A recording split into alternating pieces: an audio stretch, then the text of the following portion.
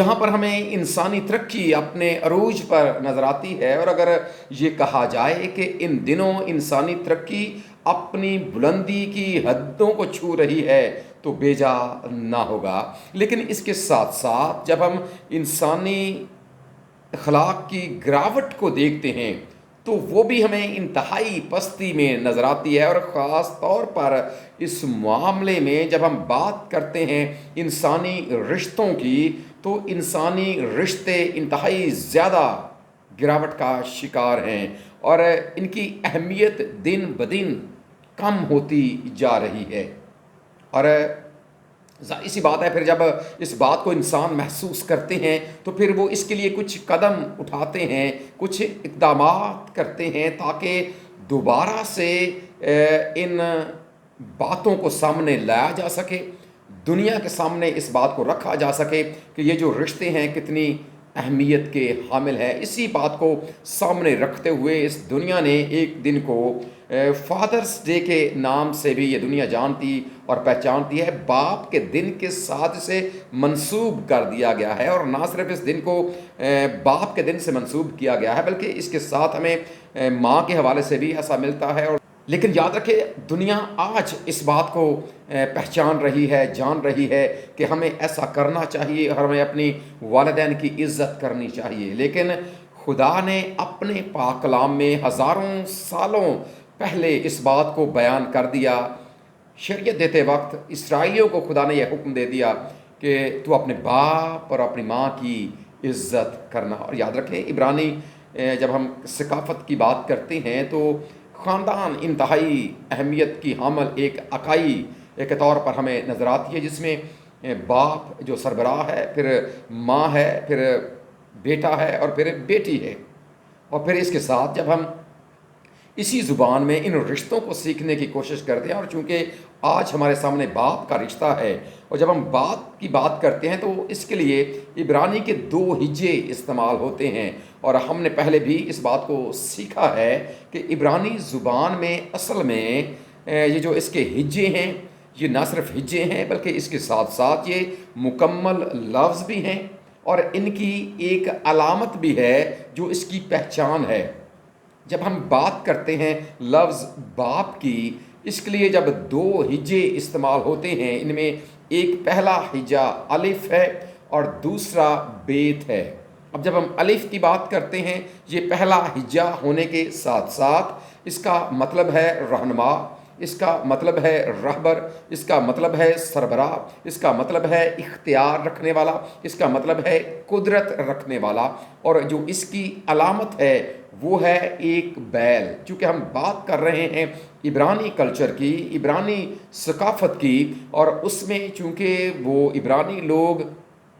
بھیڑ بکریاں پالنے والے لوگ تھے، اور جب ایک ریوڑ وہ رکھتے تھے جس میں بھیڑ بھی ہیں، بکریاں بھی ہیں، گائے بھی ہیں، بیل بھی ہیں، تو ان میں جو بیل ایک ایسا جانور تھا جو سب سے زیادہ طاقت رکھتا تھا، اور اسی بنا پر پھر الف کی علامت کو اس کے طور پر رکھا گیا تاکہ جب یہ علامت ہمارے سامنے آئے تو پتہ چلے کہ اگر ایک ریوڑ میں ایک جو بیل ہے وہ اختیار رکھنے والا یا طاقت رکھنے والا یا اختیار رکھنے والا جانور ہے، سو جب یہ لفظ استعمال کیا جائے کسی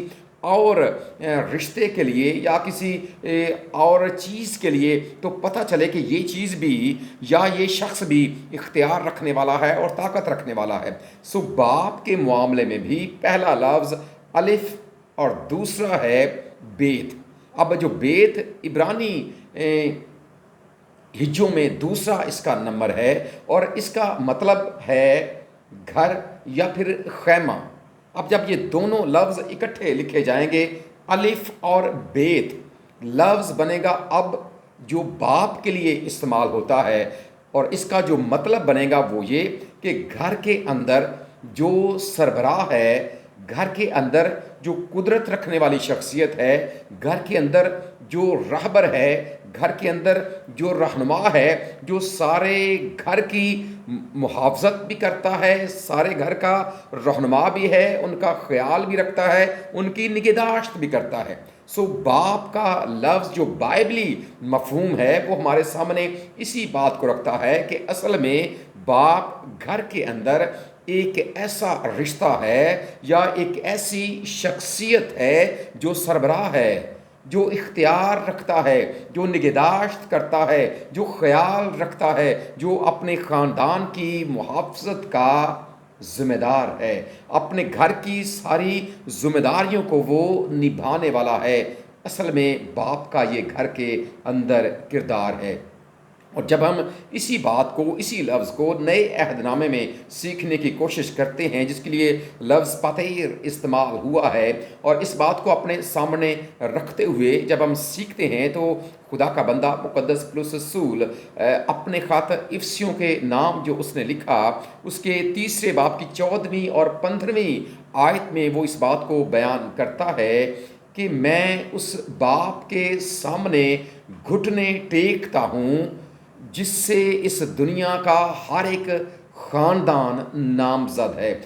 یہاں پر اصل میں خدا کے لیے یہی لفظ استعمال ہوا ہے باپ، کہ وہ اس ساری دنیا کا رہبر ہے، ساری دنیا کا رہنما ہے، ساری دنیا پر اختیار رکھنے والا ہے۔ پھر اس کے ساتھ ساتھ جب ہم مزید شریعت کی کتابوں میں آگے بڑھتے ہیں اور آپ نہ صرف عزت کے حوالے سے سیکھتے ہیں، عزت کرنے کے حوالے سے سیکھتے ہیں، وہیں پر احبار کی کتاب کے 19ویں باب کی 3 آیت میں لکھا ہے کہ تم میں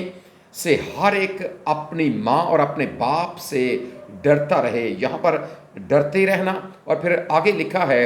استثناء کی کتاب کے 10ویں باب کی 20ویں آیت میں تو خداوند اپنے خدا کا خوف ماننا، خدا کا خوف ماننا اور ماں اور باپ سے ڈرتے رہنا۔ اب دونوں کے لیے یہاں پر خوف ماننے اور ڈرنے کے لیے ایک ہی اصطلاح استعمال ہوئی ہے۔ اور پھر جب ہم مزید اس بات کو سیکھتے ہیں اور آگے بڑھتے ہیں تو مزید اس کے بارے میں اور بھی لکھا ہے، اور جو اپنے باپ اور اپنی ماں پر لعنت کرے وہ قطعی مار ڈالا جائے۔ خروج کی کتاب کا 21واں باب اور اس کی 17ویں آیت میں اس بات کو لکھا گیا ہے، اور تو بنی اسرائیل سے کہہ دے کہ جو کوئی اپنے خدا پر لعنت کرے اس کا گناہ اسی کے سر لگے گا۔ احبار کی کتاب 24واں باب اس کی احبار 24واں باب 15ویں آیت۔ یہاں پر دیکھیں جب عزت کرنے کی باری آئی ایک ہی اصطلاح، ڈر اور خوف رکھنے کی باری آئی ایک ہی اصطلاح، اور پھر جب سزا کی باری آئی تو بھی ایک ہی اصطلاح استعمال ہوئی ہے۔ اس کا مطلب یہ ہے کہ قادر مطلق خدا کس قدر ان رشتوں کو اہمیت دیتا ہے۔ اور پھر اس کے ساتھ ساتھ یہ بات بھی یاد رکھیں کہ باپ کا رشتہ یا ماں کا رشتہ ایک ایسا رشتہ ہے جس کا انتخاب ہم نے خود نے کیا۔ یہ وہ رشتہ ہے جس کا انتخاب قادر مطلق خدا کرتا ہے، کون کس کا باپ ہوگا، کون کس کی ماں ہوگی، کون کس کے ہاں پیدا ہوگا۔ دیکھیں 127ویں زبور کی 3 آیت میں لکھا ہے کہ دیکھو اولاد خداوند کی طرف سے میراث ہے۔ جہاں پر خدا والدین کو یہ عزت دیتا ہے انہیں اولاد دے کر، پھر وہیں پر بچوں کو یہ حکم دیا جاتا ہے کہ تم ان کی عزت کرنا، اس لیے کہ ان کو والدین میں نے بنایا ہے اور تمہارے لیے والد کا اور والدہ کا انتخاب میں نے کیا۔ یہ دونوں طرف سے ہے کہ جو والدین ہیں، ظاہر سی بات ہے پھر وہ بھی اپنے خدا کا شکر ادا کرتے رہیں کہ یہ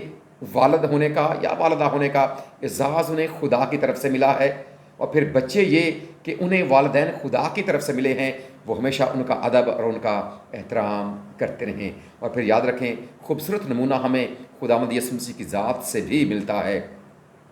وہ بھی زمین پر رہ کر اپنے زمینی والدین کے تابع رہا، اور مقدس لوکا کی معرفت لکھا گیا انجیل بیان اور اس کا 2 باب ہمارے سامنے اسی بات کو رکھتا ہے۔ اور پھر گتسمنی باغ کا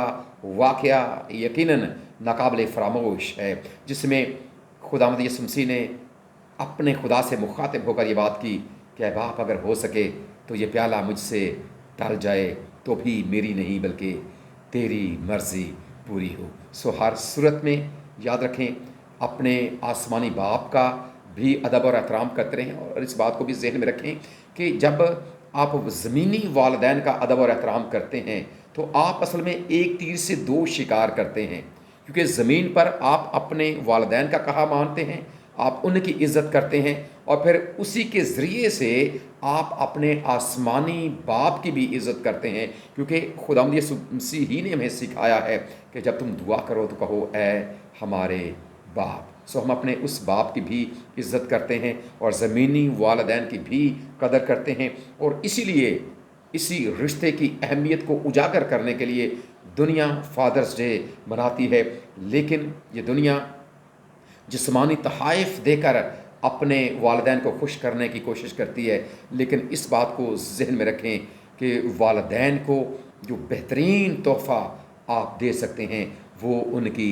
इज़्ज़त करना है, और ये खुदा का पाक कलाम हमारे सामने इस बात को रखता है। सो अपने ज़मीनी वालिदैन की इज़्ज़त करें, उनका अदब, उनका एहतराम करें, उनका कहा मानें, और इसी के ज़रिए से अपने आसमानी बाप के नाम को इज़्ज़त और जलाल देने का वसीला और सबब बनते रहें। आमीन।